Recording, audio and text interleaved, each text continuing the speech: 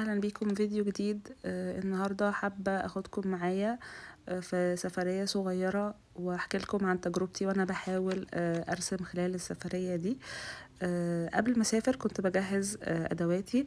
اشتريت الكالر باليت دي او الباليتة الالوان المية دي، وكنت متحمسة ليها جدا لانها حجمها صغير وبتاخد مجموعة مناسبة من الالوان، وهي مش بتاخد مكان، وهتنفع في الرسم الخارجي او في اثناء السفر او في لو بتتنقلوا في اماكن كتير وبترسموا، فهي عملية جدا وكنت متحمسة ليها وكنت فاكرة ان انا هستخدمها طول السفرية. بس هحكي لكم انا استخدمت ايه في الاخر.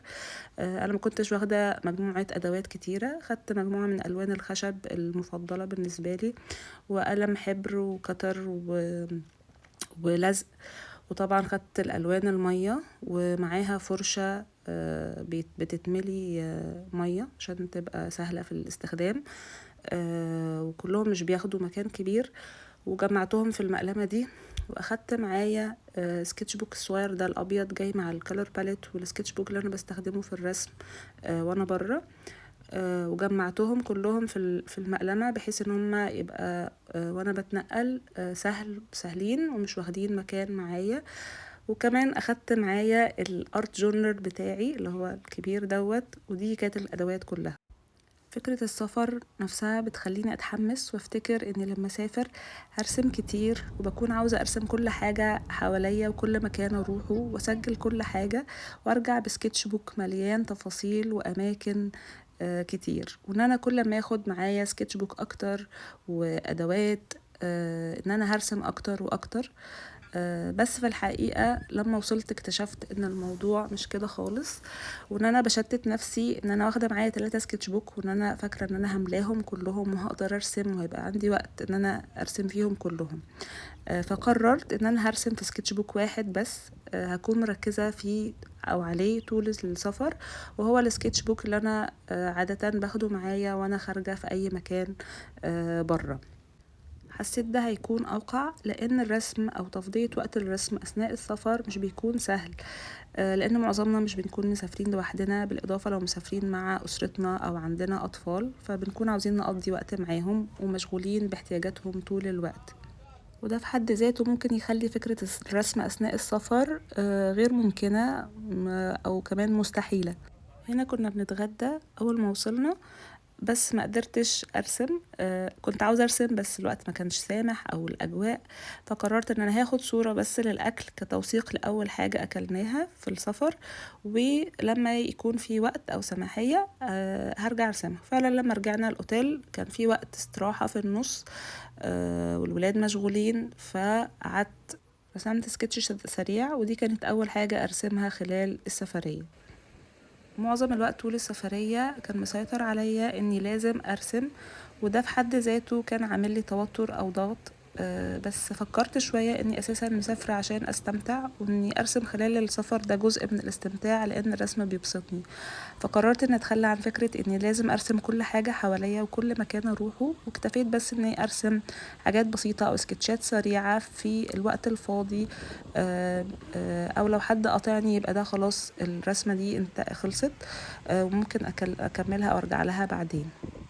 والفكرة دي ريحتني وخلتني اركز ان توقعاتي تكون واقعية واتخلى عن التوقعات المثالية. حاجة كمان ساعدتني زي ما قررت في الأول إني هرسم في سكتش بوك واحد خلال السفرية، قررت إن أنا مش هستخدم كل الأدوات اللي معايا، وإني هركز بس إني هستخدم الألوان الخشب والقلم الحبر. أنا هعمل سكتشات كلها بقلم حبر، وبعدين لو في وقت إن أنا أكملهم بالألوان الخشب. ودي حاجة كمان اتعلمتها، ان كل ما كانت الادوات اللي بنستخدمها اقل كل ما كانت قراراتنا واحنا بنرسم اسهل بكتير وعملية اكتر، زي ما بيقولوا less is more. زي ما قلت لكم ان لما اتخليت عن فكرة ان لازم ارسم طول السفرية ده اداني احساس بالراحة، وخلاني الاقي ان في اوقات بينية كتير في السفر ممكن استغلها لو انا حابة ارسم او عاوزة ارسم، او ان انا لو انا مش تعبانة والوقت ده فاضي بالنسبة لي وحابة ارسم فيه فممكن استغلها وارسم فيه. ده كان اخر يوم في الرحلة، وكنت حابة اختم اليوم بسكتش فرسمت السكتش دوت، كان اخر حاجة وكان سريع جدا، حتى اني ما خلصتوش كله وكملته بعد لما رجعت. حاجة كمان اتعلمتها ان الرسم في السفر اكتر عن تجميع الذكريات واللحظات المميزة اكتر منه عن ان نرسم رسم مثالي. والفكرة دي في حد ذاتها فكرة تخلينا نحس بالحرية ونستمتع اكتر من ان احنا نكون بندور دايما على اللحظة المثالية او اللحظة المناسبة اللي نرسم فيها. لان لو فضلنا مستنيين اللحظة المثالية او المناسبة ده ممكن يعطلنا او يوقفنا ان احنا نرسم حتى لو رسمة واحدة خلال السفرية كلها. بحيث ان احنا كل ما نرجع لها او نبص في السكتش بوك نفتكر المكان اللي كنا فيه والسفرية نفسها.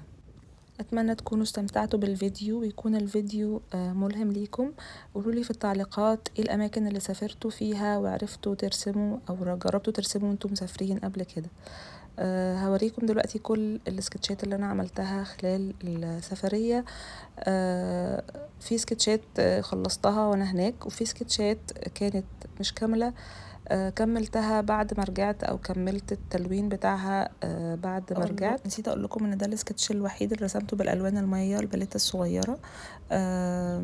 حسيت ان هي ما كانتش مساعداني في الرسم بسرعة، والالوان الخشب كانت اسهل في الاستخدام، فقررت ان انا هكمل بالالوان الخشب والقلم الحبر بس. شكرا ليكم لوقتكم. اتمنى الفيديو يكون عجبكم، واشوفكم فيديو جديد المرة الجاية. مع السلامة، باي باي.